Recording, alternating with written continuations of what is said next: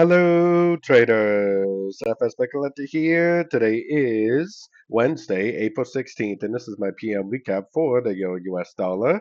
If you haven't done so yet, definitely do check out my free Discord channel, which is linked down here in the corner at the end of the video, and take a look at my website, fxpipcollector.com. So far, pretty slow day. If you watched my morning video, you knew that I was looking for a short for a possible wave B today, but I also said I'm not going to really be looking for a short unless I get a nice Fibonacci bounce. The 100% Fibonacci extension of wave A, projected out the bottom of wave B, is your target for a wave C. And if this is an A, B, C, or B, then I would expect it to go up possibly a little bit more.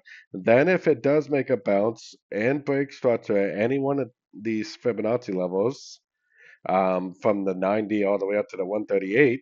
If it does make this picture right here, then that is definitely going to be my short. And I would expect it to at least go down and make a wave C, something like that. Now, this all relies on seeing a Fibonacci bounce and seeing a break of structure.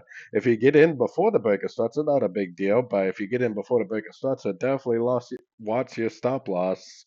Because until you actually break that structure, you don't really know that it's a real turn. It potentially could just go down a little bit and then go up again. The turn is not really confirmed until you get a nice solid break and hold below structure. So anyways, don't forget to join my free Discord channel. And as always, thank you for watching and happy trading.